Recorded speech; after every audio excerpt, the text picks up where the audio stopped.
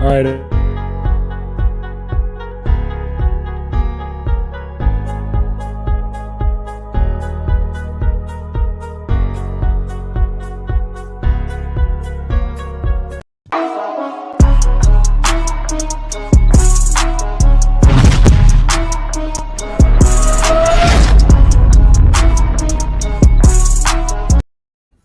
What up, what up, what up? It's your boy LQ, Mr. Real Deal Fantasy HQ, and I'm here with Cody. We might be having technical difficulties. Yeah, we're having technical difficulties. He's having some sound, or I'm having some sound. Maybe I'm talking to myself right now. But we're going to move on with the show. It's almost game time. Fantasy Heat Check is here for your questions. And yeah, unfortunately, we are having some technical difficulties, but thank you for joining the show. Hopefully you guys can hear me. Let me do a sound check real quick. I know it's close to game time, so that's why I started it up. But overall, I think we are in for a good week of fantasy. Um, yeah, my sound is good. I don't know what's going on with Cody, but here's the thing: we are here for the week 5. We got some matchups. Doing a mailbag. I have a couple of DMs. I'm going to start the show off with the mailbag because I know it's close to game time. So I want you guys to be able to basically set your lineups before it is too late. So for the first mailbag I got, it is from Frank. So Frank, he is in a situation where it's either start Alex Collins over T. Higgins or Allen Robinson. So Alex Collins tonight has a great matchup, and I'm going to basically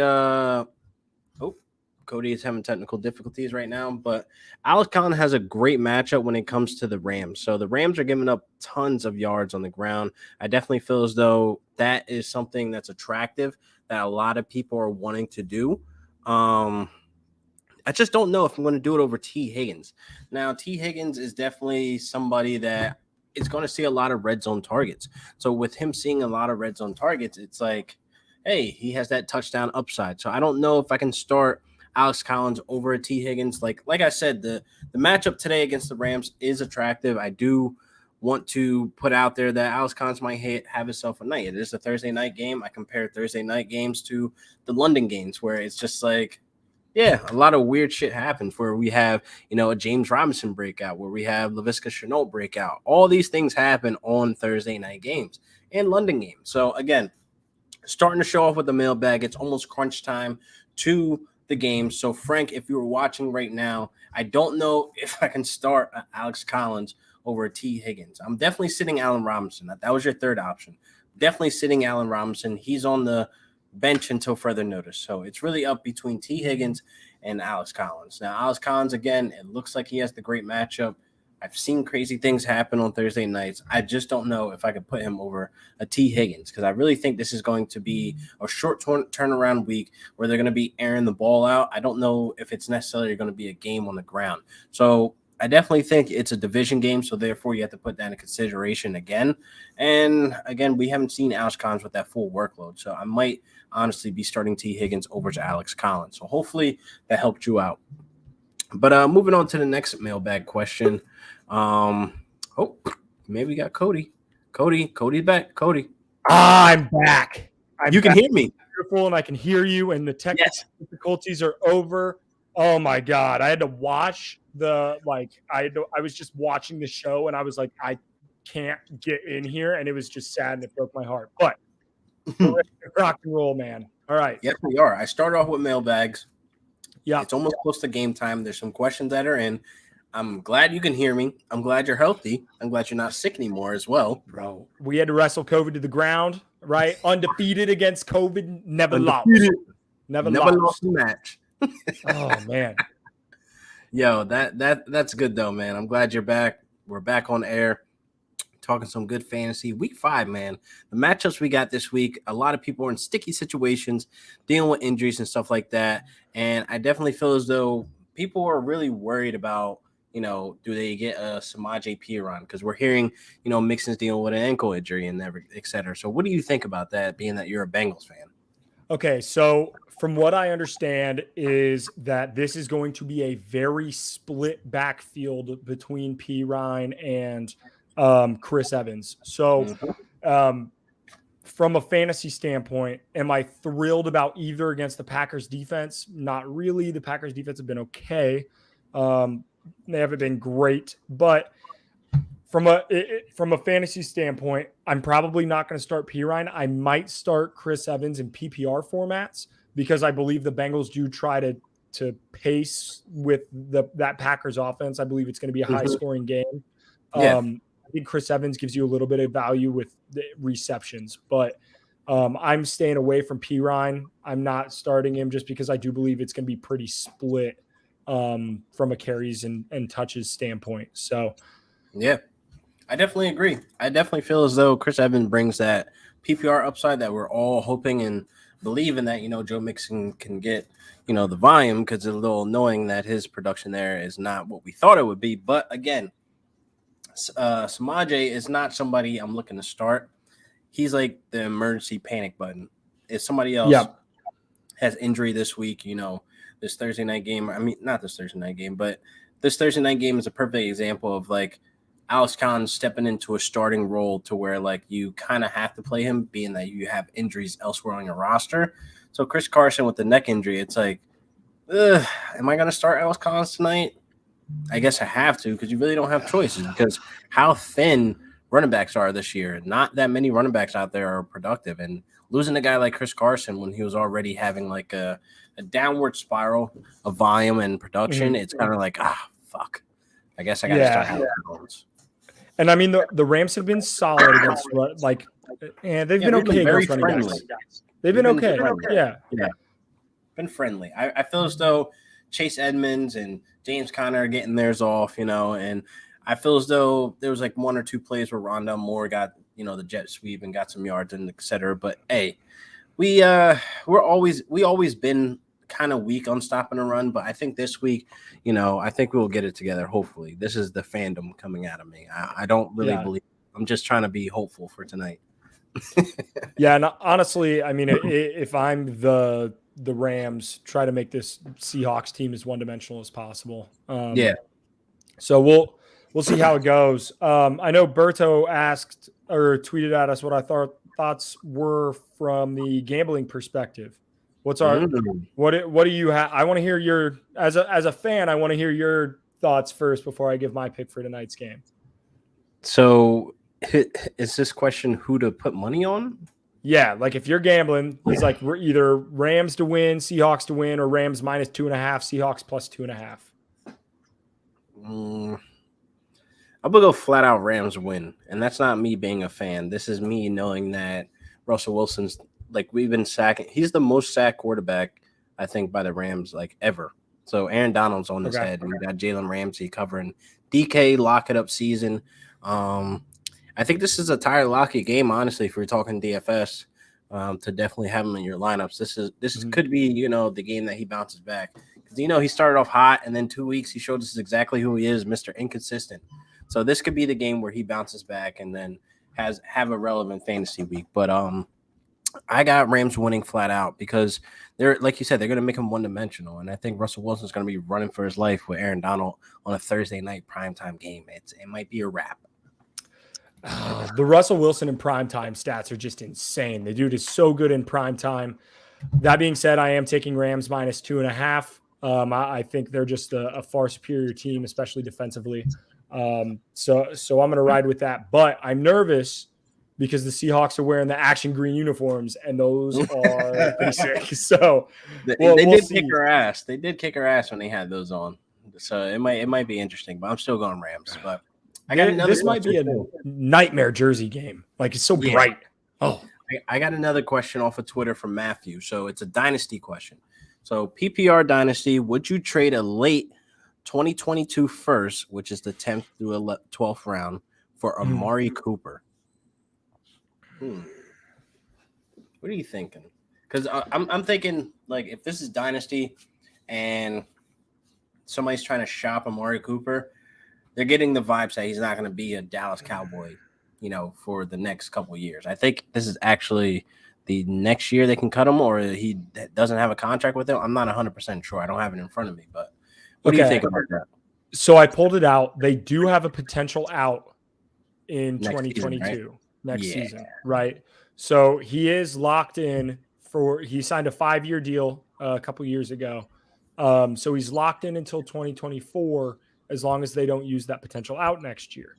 Yeah. With how the Cowboys are playing and how the wide receiver market has been the last couple of years, I would expect them to keep Amari Cooper, being as if he does go out in free agency, because right now he's getting paid essentially $22 million a year. Devontae Adams is going to crush that. I don't think he's worth that though. That's that. Allen Robinson's going to crush that, but I don't know. It'll be tough. I think the Cowboys play well this year. They make the playoffs, and if they make the playoffs, I don't see why you would break up a good thing. Can he and I don't. That's the issue. He's always hurt. I don't know. I feel like that's more perceived than. I don't know. I would take it. I would take it. Yeah, I would. I mean, so you're taking Cooper, or you're taking the late 2022 first?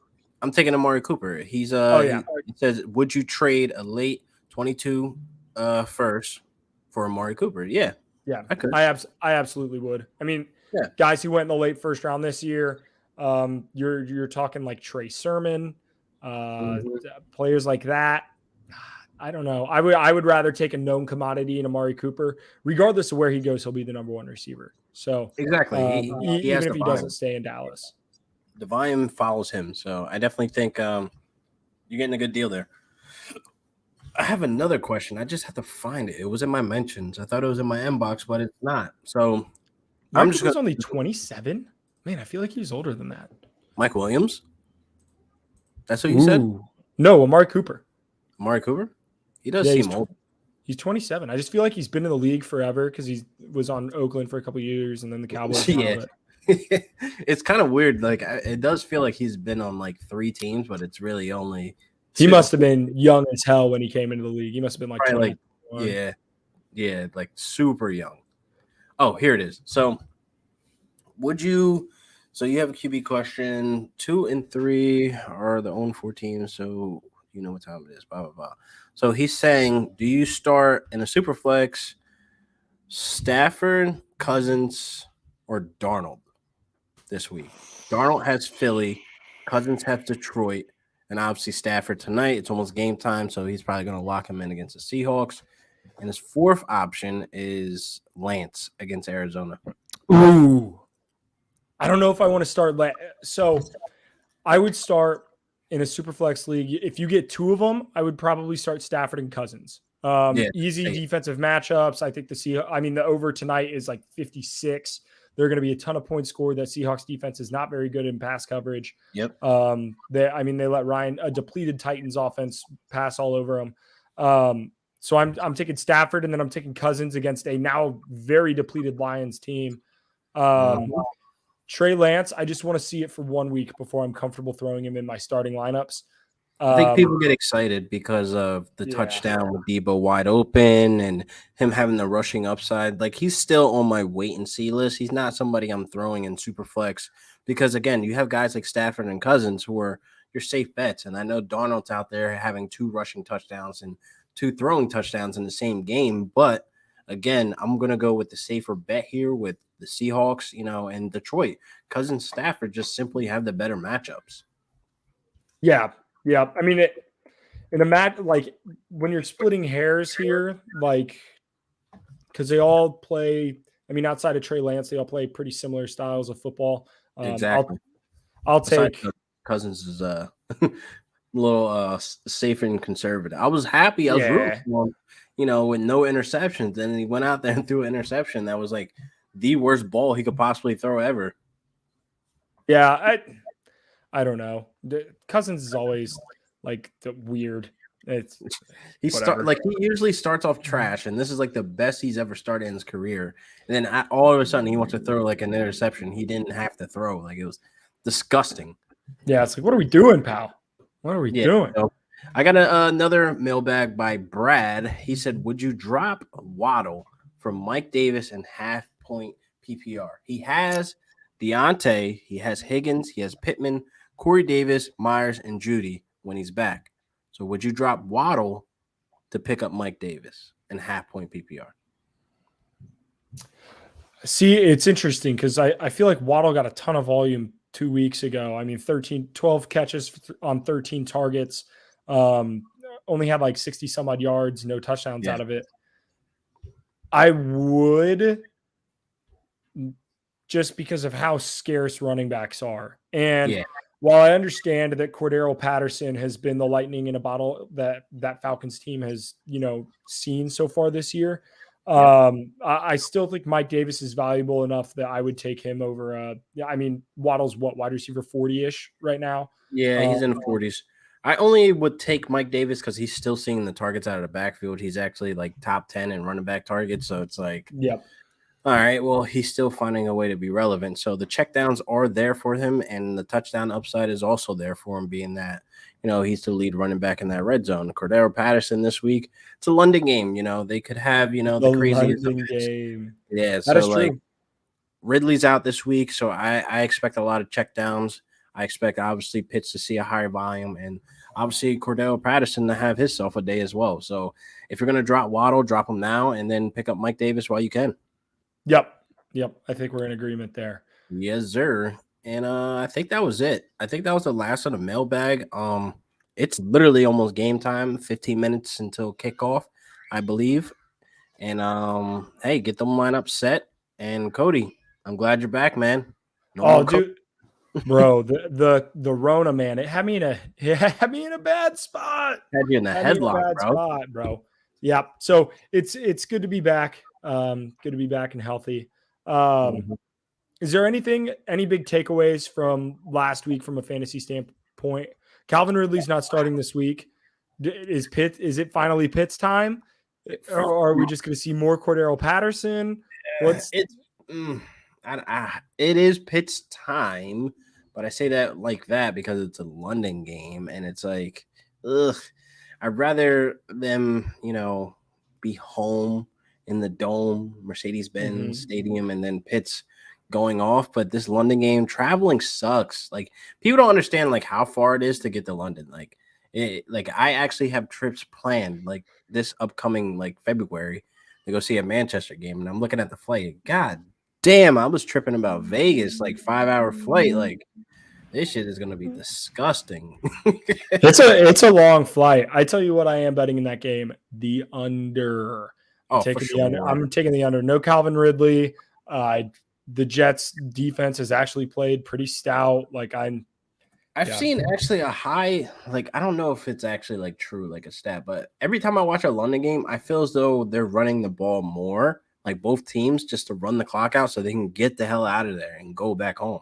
Like, that's what it seems like. It doesn't seem like they're airing the ball out. Like, everybody wants to win, so there might be times where they're like pass heavy, but I'm gonna do the research because it just feels as though the last couple London games I watch, everybody's running the ball to run the clock out because nobody wants to be there, for extended periods. Yeah, and I don't know. We'll see how it goes. If Davis has like 20 carries and then Cordarrelle Patterson has like 10, then yeah, that might be a thing. This might be the Michael Carter breakout, actually, being that it's a London. It could be a Michael Carter breakout. He had a pretty solid week last week. Had a touchdown. Yeah, I think that's what it's going to come down to, just to have the touchdowns. That's what's going to keep him relevant. Yeah, and I don't know. We'll see. Is Tevin Coleman back this week? Maybe. Yeah. No, he is. He is back. He is back. Yep. So yeah, man, I'm good. I mean, this is amazing that you're back, and hopefully next week we can start on time because today was my fault. This is my bad. Today was my bad. Work was a little crazy today. Like, we'll get into that offline though. It's one of those days. Days. All right. So this will be the new time though for the fantasy heat check for everybody watching. This will be the new time right before kickoff. Your boy's working Thursdays now, which sucks. Yeah. You got to pay them bills, man. So hey, I understand the grind. So, fantasy heat check. We're gonna win some leagues this week. It feels good. We're winning.